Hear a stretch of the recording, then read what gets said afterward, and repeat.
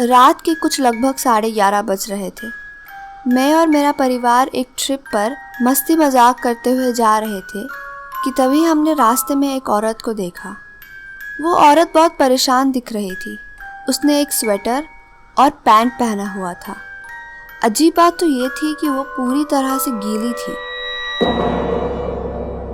हम सबको ये बात समझ नहीं आई कि कैसे ये औरत इस सुनसान रास्ते पर इस हालत में खड़ी है कि उसके कपड़े से पानी टपक रहा है। मैंने आसमान की तरफ देखा, पर पूरा आसमान साफ था।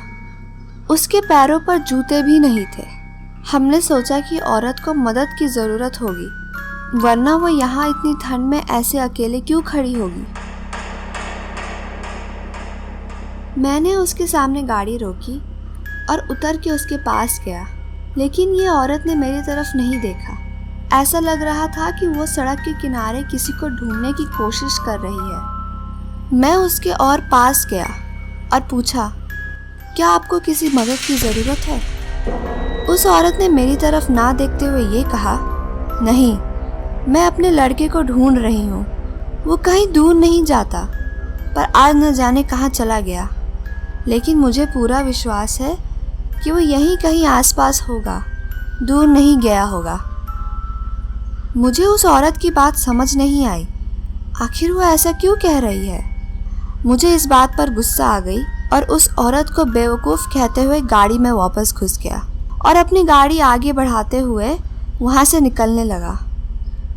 उस औरत ने मेरी तरफ मुड़ के भी नहीं देखा। थोड़ा गाड़ी आगे लेने के बाद इस औरत की कही हुई बात मेरे दिमाग में घूमने लगी, तो मैंने सोचा कि रियर मिरर से उस औरत को देखूं, पर वो औरत वहाँ से गायब हो चुकी थी।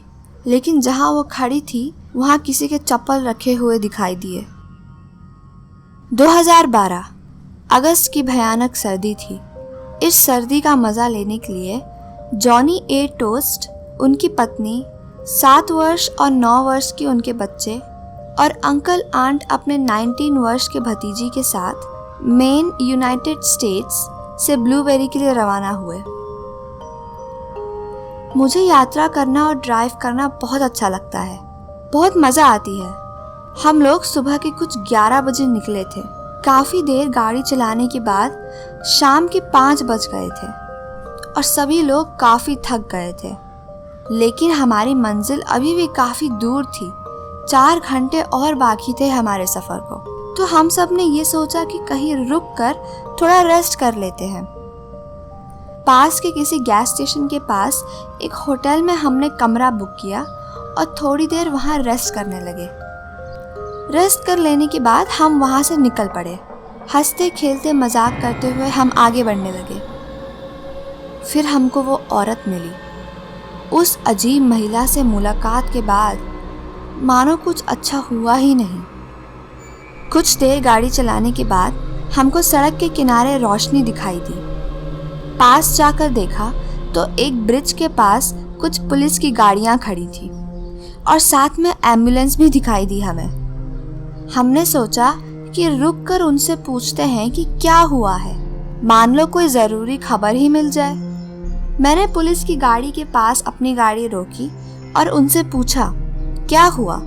उनमें से एक पुलिस ने जवाब देते हुए ये कहा कि एक महिला और उसका बेटा ब्रिज से गिर गए थे।